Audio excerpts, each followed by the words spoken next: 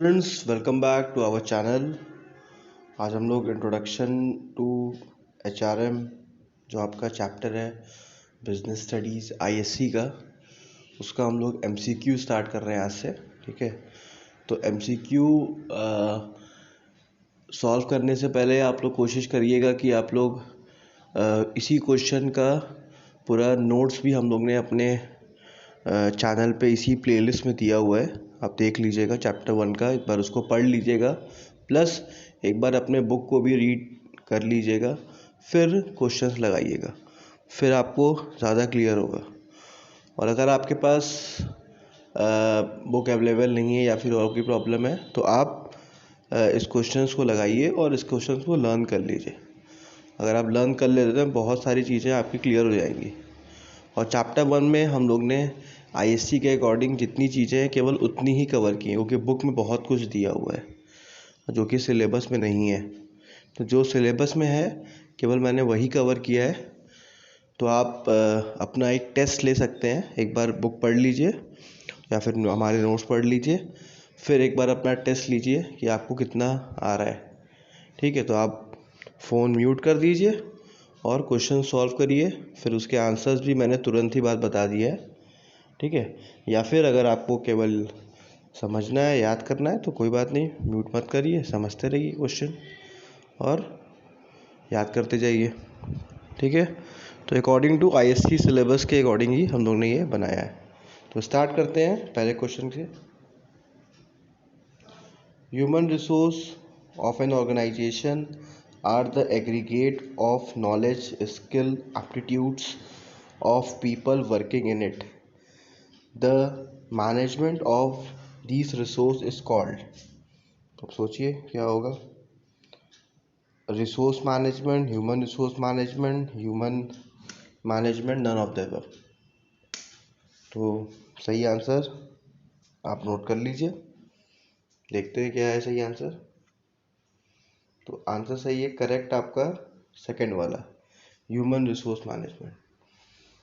Clear है, human resource management ही है जो कि डील करता है ह्यूमन रिसोर्सेज में, उनके नॉलेज को, उनके स्किल्स को, उनके एप्टीट्यूड्स को किस तरीके से मैनेज करना है, वो सारा कुछ हम लोग ह्यूमन रिसोर्स मैनेजमेंट में ही पढ़ते हैं।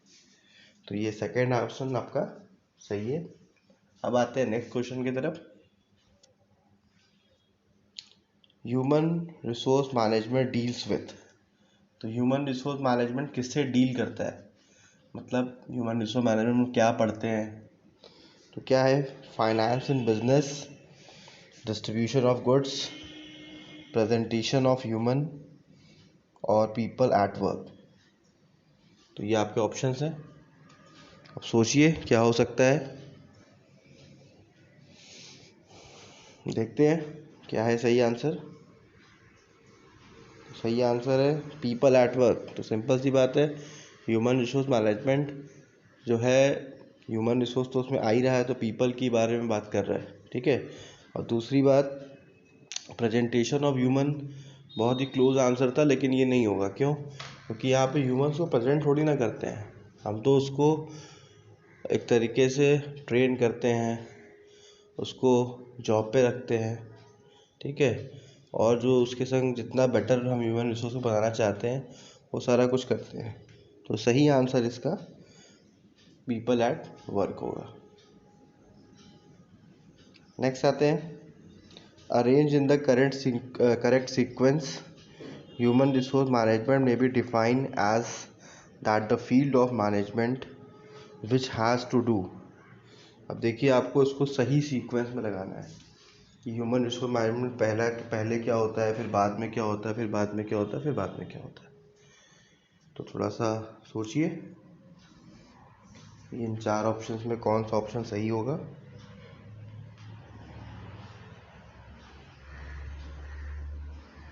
देखते हैं आंसर, या आपने सही लगाया कि गलत। आंसर नंबर 1 सही है। पहले प्लानिंग होगा, फिर ऑर्गेनाइजिंग होगा, फिर कंट्रोलिंग होगा, फिर डेवलपिंग होगा, फिर यूटिलाइजिंग होगा। आपको याद होगा मैनेजमेंट के जो अपना प्रोसेस याद करते थे, planning, organizing, staffing, directing, controlling. देखिए यहाँ पे स्टाफिंग डायरेक्टिंग हटा दिया है यहाँ पे प्लानिंग, ऑर्गेनाइजिंग, कंट्रोलिंग लिखा हुआ है, तो एक सीरीज तो आपको ऐसे ही याद हो जाएगा। प्लानिंग, ऑर्गेनाइजिंग, स्टाफिंग हटा दो, डायरेक्टिंग हटा दो, कंट्रोलिंग आ गया। लास्ट में खाली आपको याद रखना है डेवलपिंग और यूटिलाइजिंग भी होता है, क्योंकि यहाँ पे हम लोग अपने एम्प्लॉयज़ के को प्लान करते हैं, ऑर्गेनाइज करते हैं, कंट्रोल करते हैं। ये तो चलिए ठीक है, मैनेजमेंट का पार्ट हो गया। लेकिन यहाँ पे नया क्या है, यहाँ पे डेवलपिंग एंड यूटिलाइजिंग नया है। अपने एम्प्लॉय को पहले डेवलप करते हैं, मतलब उसको चीज़ें सिखाते हैं, फिर उसके बाद उसके स्किल्स को हम अपने बिजनेस फर्म में यूटिलाइज करते हैं। तो इसीलिए पहला आंसर सही है। तो इस तरीके के क्वेश्चन भी आपके एग्जाम में पूछे जा सकते हैं, तो सब तरीके के क्वेश्चन के लिए तैयार रहिए। आते हैं नेक्स्ट क्वेश्चन पे। Human resource management is the planning, organizing, directing and controlling of the procurement, development, compensation, integration, maintenance and reproduction of the human resource to the end that an individual, organizational and the societal objective are accomplished are the words of। अब यहाँ पे तो कुछ भी trick नहीं लगेगा, यहाँ पे तो आपको बुक्स में जो राइटर्स के नेम दिए हैं वो तो आपको लर्न करने ही पड़ेंगे। ठीक है, डेफिनेशन नहीं याद हो रहा है कोई बात नहीं, एटलीस्ट राइटर के नेम आपको लर्न करने पड़ेंगे। ठीक है, क्योंकि ऐसे क्वेश्चन भी एग्जाम में पूछ लेते हैं, क्योंकि डेफिनेशन और मीनिंग आपके सिलेबस में है HRM के, तो ऐसे क्वेश्चंस आएंगे। तो क्या सही आंसर है? तो पॉइंट नंबर फर्स्ट सही है आंसर, एडविन। क्लियर है? अब आते हैं नेक्स्ट,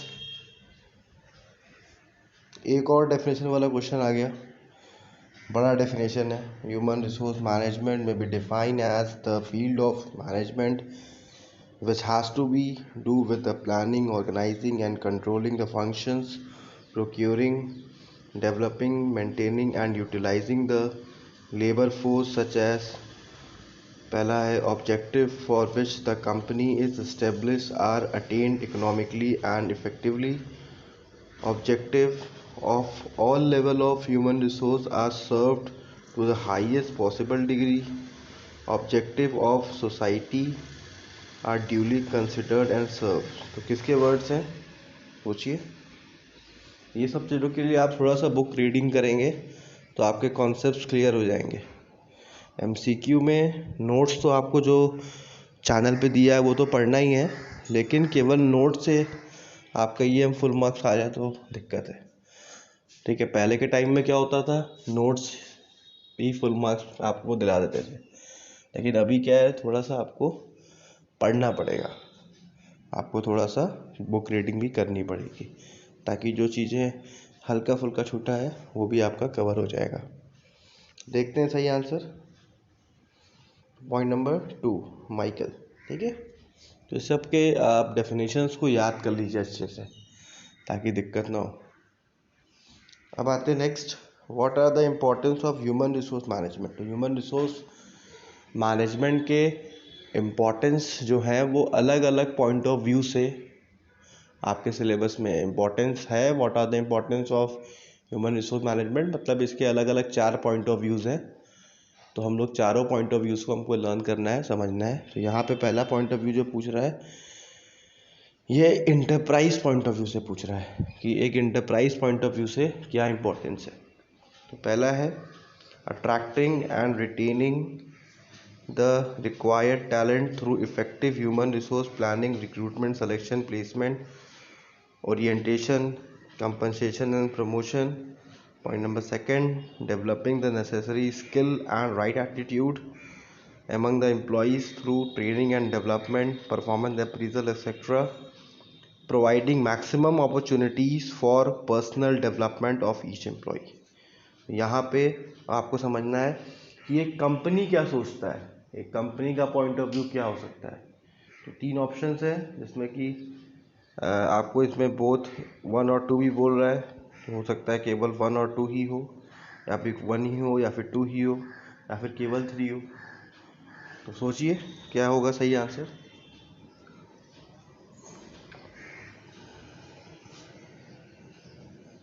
सही आंसर है फोर्थ फोर्थ कैसे है, क्योंकि देखिए कंपनी के पॉइंट ऑफ व्यू से सोचना था। तीसरा पॉइंट आप जो देख रहे हो उसमें कंपनी के पॉइंट ऑफ व्यू से नहीं सोचा जा रहा है, वो एम्प्लॉय के पॉइंट ऑफ व्यू से ऐसा लग रहा है। देखिए आप ध्यान से पढ़िए, ऐसा लग रहा है कुछ प्रोफेशनल या फिर कुछ एम्प्लॉय अपने पॉइंट ऑफ व्यू से सोच रहा है। लेकिन पहला दूसरा देखिए, यहाँ पे स्किल्स को डेवलप करने की बात हो रही है, एम्प्लॉय को अट्रैक्ट करने की बात हो रही है। तो ये सब कंपनी का पॉइंट ऑफ व्यू होता है। कंपनी अट्रैक्ट करता है एम्प्लॉयज़ को रिक्रूटमेंट के लिए कि आओ भाई हमारे यहाँ जॉब करो, ठीक है। तो इसीलिए पहला और दूसरा पॉइंट ही परफेक्ट पॉइंट है अगर हम कंपनी पॉइंट ऑफ व्यू की बात करें तो। अब आते हैं next, what are the importance of human resource management from the professional point of view. अब प्रोफेशनल पॉइंट ऑफ व्यू में कैसे समझेंगे हम लोग कि कौन सा प्रोफेशनल पॉइंट ऑफ व्यू है। अब हम एज ए एम्प्लॉय सोचेंगे, ठीक है। तो एज ए एम्प्लॉय सोचेंगे तो आपको समझ में आ जाएगा कि कौन सा प्रोफेशनल पॉइंट ऑफ व्यू है। Maintaining healthy relationship among the individuals and the different work group, securing willing cooperation of employees through motivation, participation, grievances handling, utilizing effectively the available human resource, ensuring that the enterprise will have in future a team of a complete and dedicated employees। थोड़ा सा complicated हो रहा है, सोचिए भाई। मैंने कहा ना बुक पढ़े रहेंगे कोई दिक्कत नहीं होगा।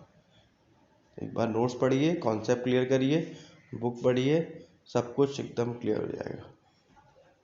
क्योंकि नोट्स में सब समझाया ही दिया गया है।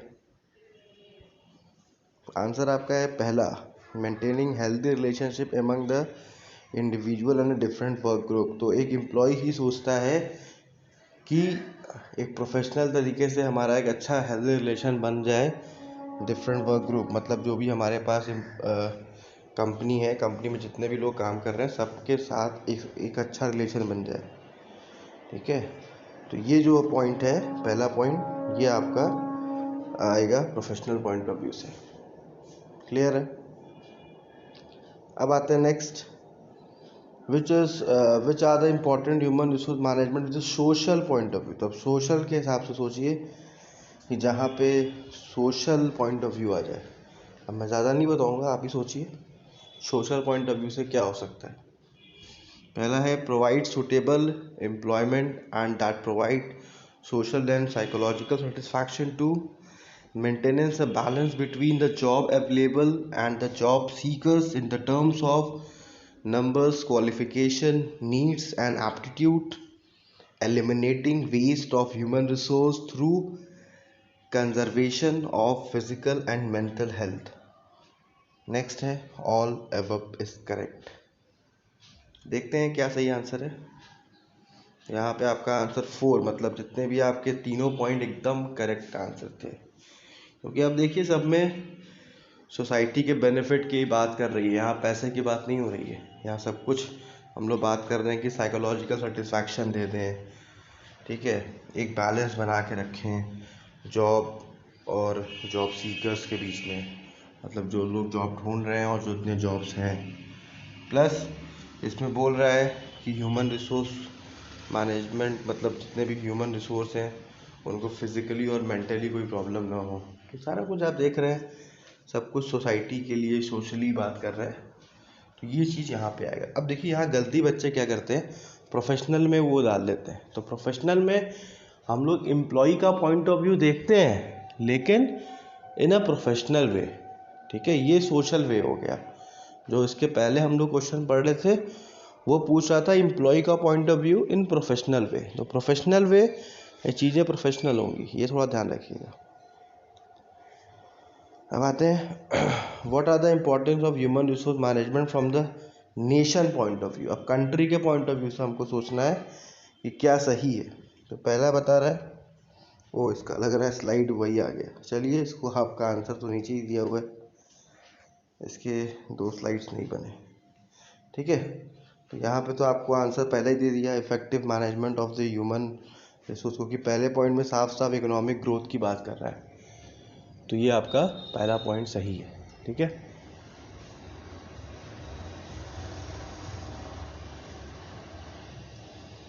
Thank you students for watching. हमारे चैनल को प्लीज़ सब्सक्राइब और शेयर करिए। अभी हम लोग धीरे धीरे सारे चैप्टर्स आपको यहाँ पे अवेलेबल करा देंगे, तो आपको पढ़ने में थोड़ा सा ईजी हो जाएगा। Thank you.